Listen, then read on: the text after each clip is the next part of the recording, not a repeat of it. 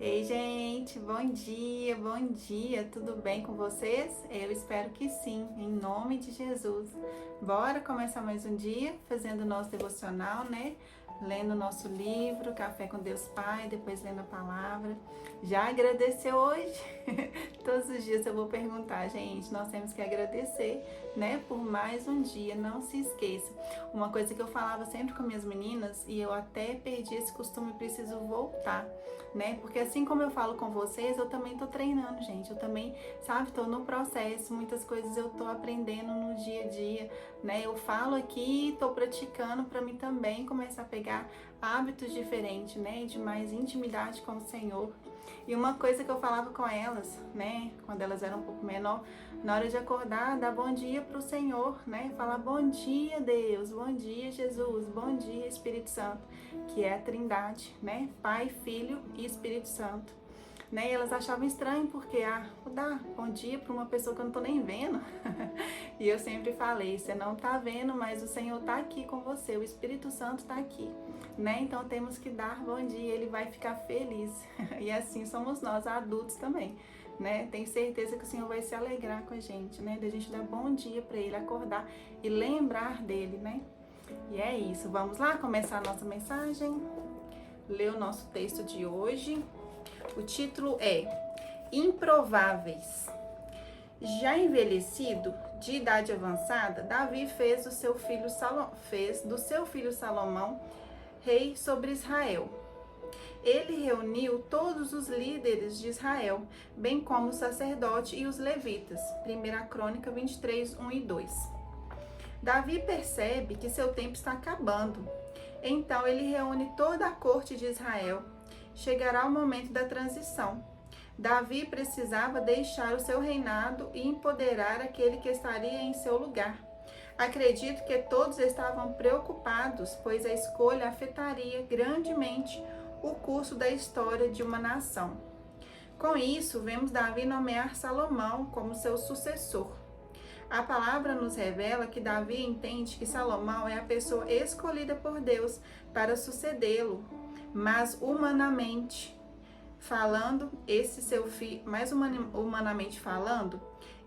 filho era um improvável, não possuía em si condições para ser rei. Não estava preparado para tal responsabilidade, mas Deus ama usar os improváveis para suas grandes obras. Isso serve para nos mostrar que não existe impossível para Deus e que todos nós, independentemente de nossas limitações, podemos servir de instrumento para a obra do Pai neste mundo. Eu mesmo sou a pessoa mais improvável para ter escrito este devocional para você. Minha história não é diferente de outras milhares de pessoas que tiveram um lar disfuncional. Uma trajetória de dor e medo. No entanto, um encontro, com o Senhor foi o início do processo da minha nova realidade. Passei a ter uma vida edificada em Deus, que me fez alcançar e viver o propósito para o qual nasci. Não pense que suas limitações o impedirá de alcançar os propósitos de Deus. Tenha fé e, como todos os improváveis usados pelo Pai, esteja pronto para responder ao chamado do Senhor pelo seu eis-me aqui. Lembre-se, você tem um chamado que vai muito além de suas limitações e fraquezas, pois elas não são o que definem você. A visão humana te limita a enxergar problemas, mas a visão dos céus te leva a enxergar o extraordinário. Amém. A leitura é Lucas 17, a palavra-chave é chamado. Você, eu, todos temos um propósito aqui nessa terra. Busque compreender qual que é o seu propósito, busque, falar com o Senhor, falar, Deus, me mostra, o que o Senhor quer da minha vida. Talvez algumas pessoas aí já tenham uma missão, já tem algo que sente no coração e já está até fazendo, Mas se você ainda não sabe, qual é o seu propósito, qual é a sua missão, não é só nascer crescer, trabalhar, casar, ter filho e morrer. Não. A gente tem que frutificar nessa terra, a gente tem que compartilhar experiências, a gente tem que ajudar o próximo. Talvez sua missão, né, é algo relacionado à criança, ou idoso, ou pessoas com algum problema de saúde, enfim. Né, mas geralmente é voltado para ajudar, né, as pessoas, algo que você tem aí de dom, né, que você possa compartilhar, que você possa usar em benefício de outras pessoas, né? Então pergunte ao Senhor qual que é o seu propósito de vida. Isso vai te preencher também quando você entender, né, qual que é o seu propósito. Porque muitas pessoas passam a vida inteira tentando entender qual o sentido da vida, para que eu vim, qual que é o meu propósito nesse mundo. Né? Essa palavra é muito forte, mas você precisa compreender qual que é o seu. Então busque do Senhor, né? E geralmente tem a ver com algo que você gosta, que você sente bem fazendo, que você faça muito bem, né? Então geralmente o seu propósito é ligado a algum dom, a alguma habilidade que você tem, né? Então busque do Senhor para você compreender se você ainda não sabe o que é. Vamos lá? Ler a mensagem de hoje.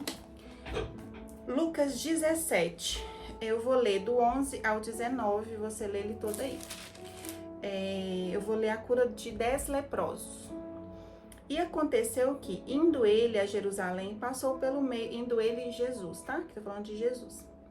Passou pelo meio de Samaria e da Galileia.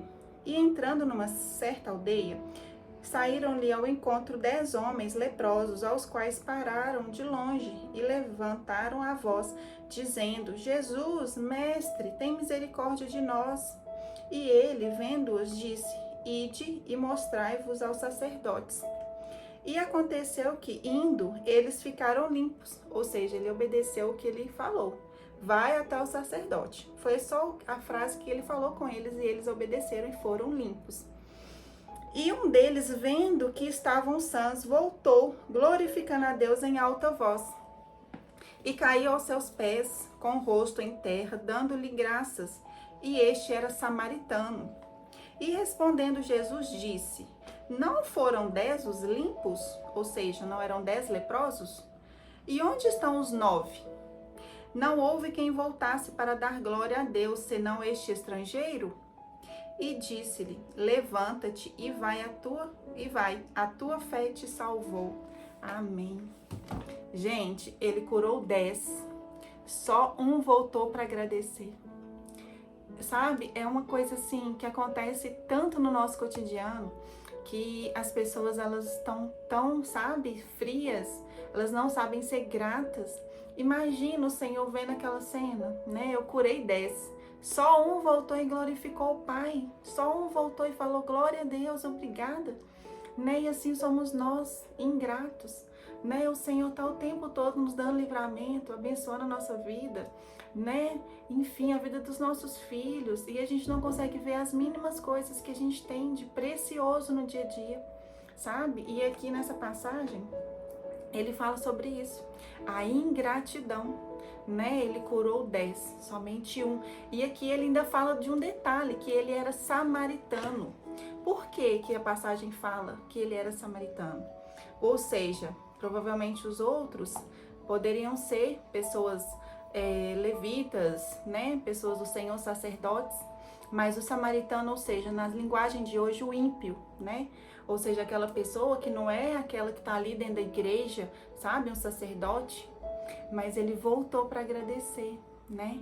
E assim somos nós hoje nesse mundo. Muitas pessoas que às vezes a gente julga, né? São as que são mais gratas, são as que são melhores de coração.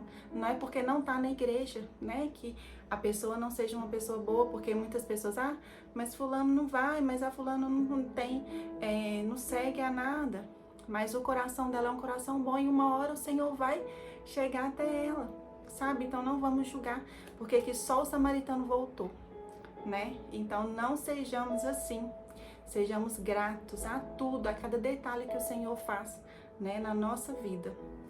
E é isso, gente. Não, eu desejo que todos tenham um dia abençoado, um dia maravilhoso. Não esqueçam de fechar os olhos e orar, né? Fazer sua oração de hoje, colocar diante do Senhor todos os anseios aí do seu coração, viu? Um beijo, fica com Deus e até amanhã, se Deus quiser.